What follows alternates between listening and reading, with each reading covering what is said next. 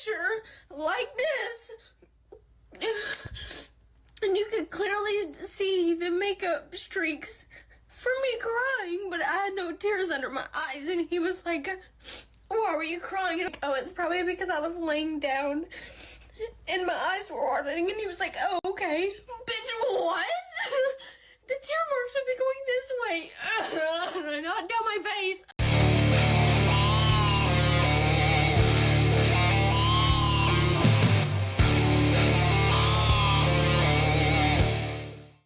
Yo, what is going on, guys? So on today's episode, we have a series of video clips here of modern women being delusional, losing their minds. You know the drill.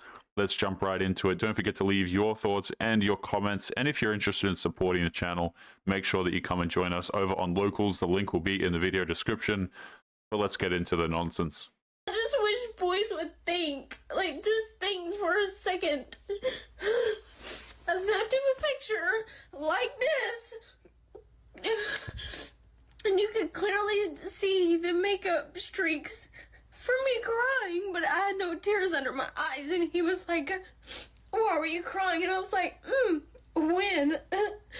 And he was like, your makeup has tears down it. And I was like, oh, it's probably because I was laying down and my eyes were watering. And he was like, oh. Am I the only one who finds these videos absolutely insufferable? Okay, you have these women who, rather than actually do anything with their lives, what they'll do is they'll sit here and they will try and farm attention on social media by fake crying. And I maintain the position, guys, that anyone who is crying on camera, or at least 99.99% of people who are crying on camera, are doing it for attention. It just screams like you're a toddler to me, right? This is something that you're supposed to grow out of as a child, and then as you become an adult, you know, this thing should be well and truly behind you. But of course, apparently it isn't, because you need attention and likes from random people on the internet. Okay, bitch, what? The tear marks would be going this way. Not down my face. Read between the lines, please. Right, so you told the guy that you weren't crying and it was just because you were lying down, and then you're mad at the guy because he believed you and because he listened to what you have to say. This is exactly how dating is like for men. This is exactly like how marriage is like for men. You're damned if you do, and you're damned if you don't. You know what I mean? It's like no matter what the men do, the decision is always apparently wrong, right? It's like, men need to marry us. And it's like, you know, so the men go out there and they do that and they get screwed over and they lose their houses. So men are like, wait a minute, never mind.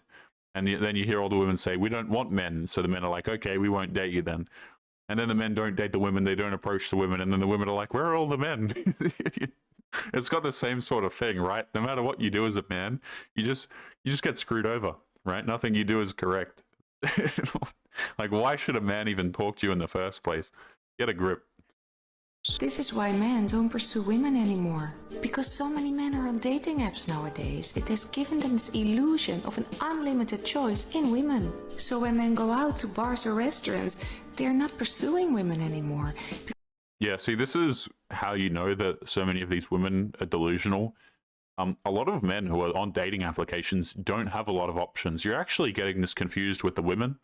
But see, of course, whenever these people make these videos, they're not talking about the majority of men. Whenever there's a generality that they're talking about and they're saying, oh, you know, men behave this way or this happens with men, they're always talking about that top sliver, right? That top very small percentage of guys. So when she says, you know, men have all these options on dating applications, it's actually a very small percentage of men who have these options. The majority of men are not in this position at all, and you're straight up delusional. But they don't understand, guys. They can't grasp statistics. They don't understand what the average male experience is like. And so they just, spew bullcrap all over the internet. Because they know that when they go home, they will have the backup of the dating app. It's way easier to sit on your sofa all night and to scroll and swipe and chat all night than to try and pursue a woman in a bar. And then there is the image that men have of women nowadays, that we have become demanding. Men know that women nowadays, they don't just want a provider. They want a man who is their best friend, their advisor, a good father to their children, helps in the household, and no Key words in there, by the way, is their children. But yeah, you know, women have all of these demands, and demands are fine. Okay, I have nothing wrong with demands. If you want a man who looks after kids, who provides for you, I mean, cool. That's fantastic. Have all of your standards, madam. You absolute queen, you. But the problem is that men are not going to provide these things to you if it's not worth it. If the juice isn't worth the squeeze, as they say. So you can sit here and you can say, listen, I deserve, that word is so disgusting, I deserve a man who's going to do X, Y, Z for me. You can do that until the cows come home, madam. But if no man is giving you those things, what you've done is you've actually overpriced yourself. Okay, I can get a car, and I can get, you know, a car that's worth, I don't know, a few $1,000s, right? Let's just say $3,000.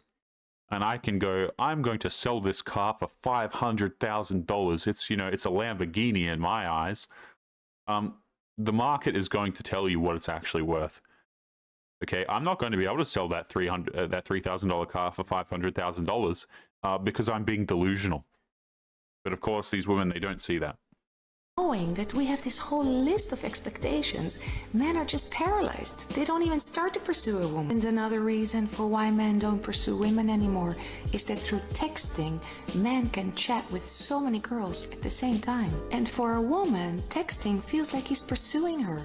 But in reality, he's not, because texting doesn't need any effort. And after a month of having texted together, when a woman meets up with that man, she feels all bonded and maybe she even sleeps with him. And it's easy for that man to ghost her after that one night because he doesn't have any feeling of loss. That is there are so many levels of delusion here, guys, but my favorite, the cherry on top of all of this delusion and nonsense that this woman is spewing right here is that she's, on top of all this, she's positioned herself as the victim who's being taken advantage of. Like, oh, we talked so much over text, so I was in an easily manipulatable state, and so I hooked up with the guy. Holy hell, madam, you are an adult. It takes two to tango. Let's cut the nonsense here. The man was attractive, so you wanted to hook up with him, and now you're upset because he didn't commit to you. We have to always maintain the victimhood status. Right? Because the victim is the most powerful person, guys. But the problem is, men have started to see through this nonsense. Don't give me this stuff of, oh, I was manipulated. You are a fully grown adult. You can make your own decisions. If you hooked up with the guy, that's on you. Don't start blaming, oh, he sent me long text messages and all of this stuff and blah, blah, blah, okay?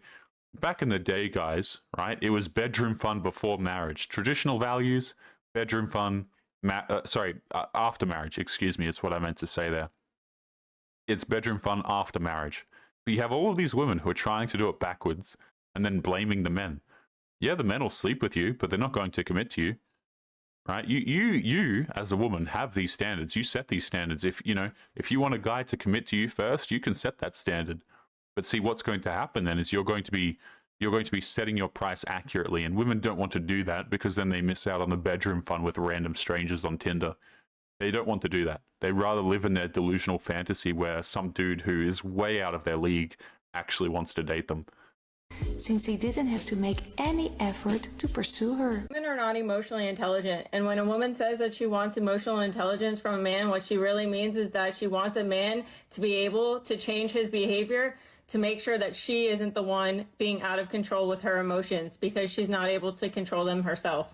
It means that the men in their lives have to behave a certain way to essentially make her behave correctly because she doesn't know how to control her own self and her own emotions, and she's not emotionally aware of things that are going on around her. Most women that scream emotional intelligence don't even know what it means. It means being in control of your emotions and using logic around situations and adapting to different environments.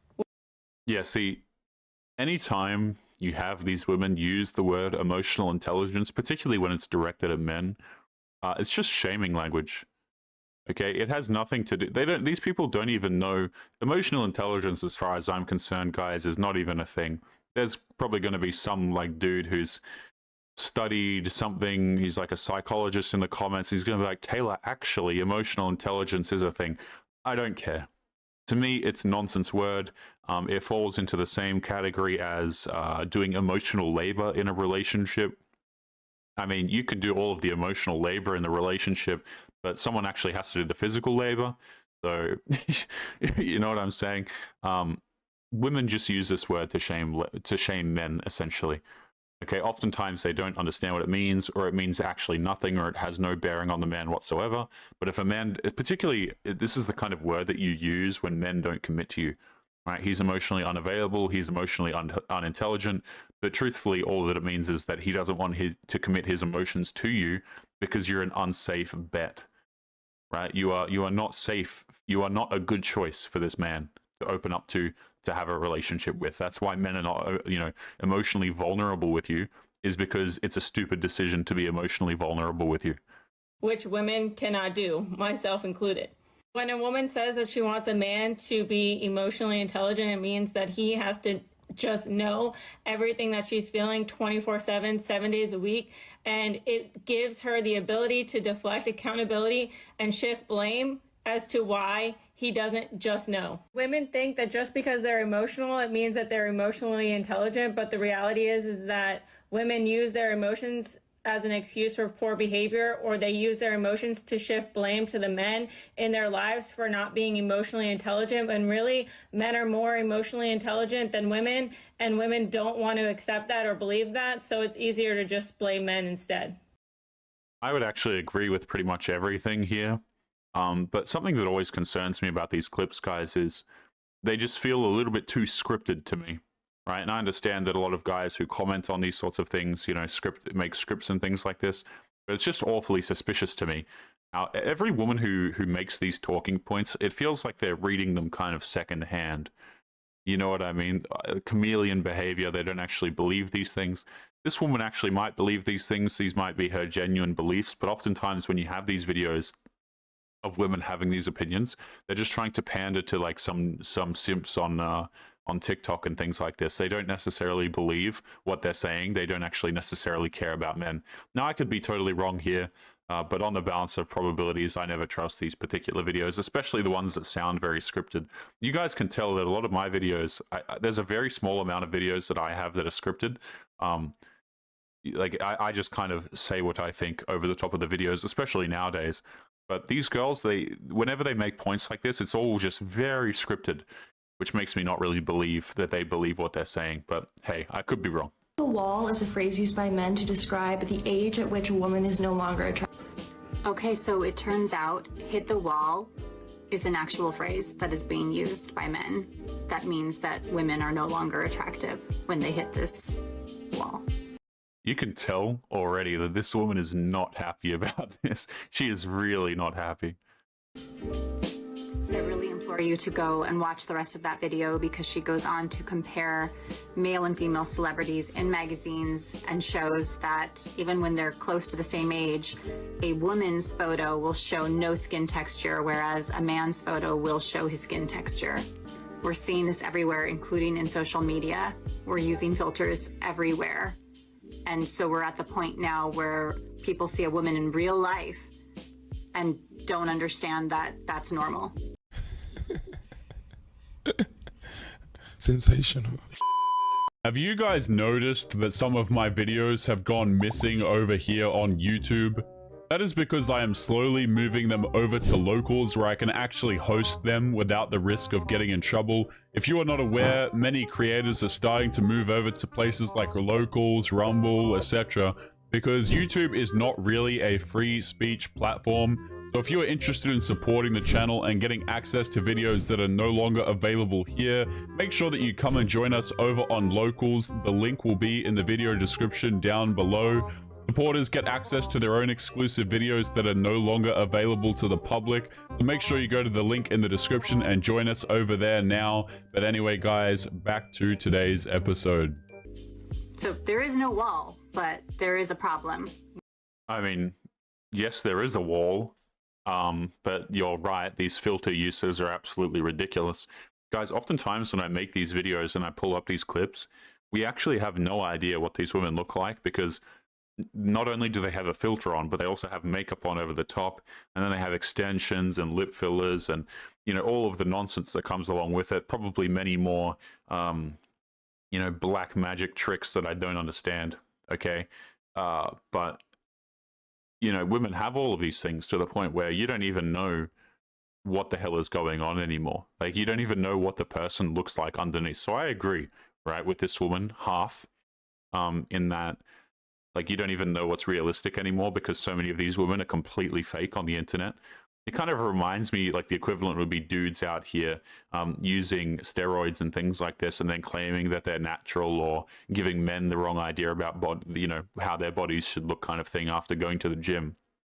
But yeah, I agree with the filter thing, but the wall is also certainly a thing, madam. At a certain point, you're just not really attractive to men, and it can be quite a sharp fall off, especially if you don't take care of your health. None of these women oftentimes even take the time or have the self-accountability to even walk through gym doors, so they kind of age incredibly quickly. And you can say, well, men age terribly, and it's like, I don't know. I still see a lot of women go out here and date older men, right? Because as a woman ages, she still typically, not always, but typically wants to date a dude who's older than her. And there are a lot of guys, a lot of ways that men can be attractive to women at this particular age, but not necessarily vice versa. For example, a man's not going to give a crap if you have $1 million in the bank. But if a man has $1 million in the bank, or he has a house, all of a sudden he's that bit more attractive, isn't he? Okay? So let's cut the nonsense here. When we have airbrushed and filtered ourselves to this level of perfection. Isn't it just crazy to believe that I could be sitting over here crying over a man for hours, right? Whereas he just went to bed tonight. Like, this situation didn't faze him at all. It left me in tears, crying, journaling my feelings for the past couple hours.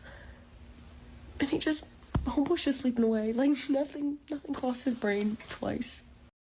I can't imagine wasting 2 hours of my life sitting here journaling feelings. This is how you can tell, guys, that these people have never been through any sort of significant struggle in their life, is they just sit here and they spent 2 hours journaling about their feelings. Now, I'm sure that journaling can be useful to some degree. Maybe you're making plans, or, you know, business ideas, or whatever the case may be. Okay, I don't even know if that classifies as journaling at that point.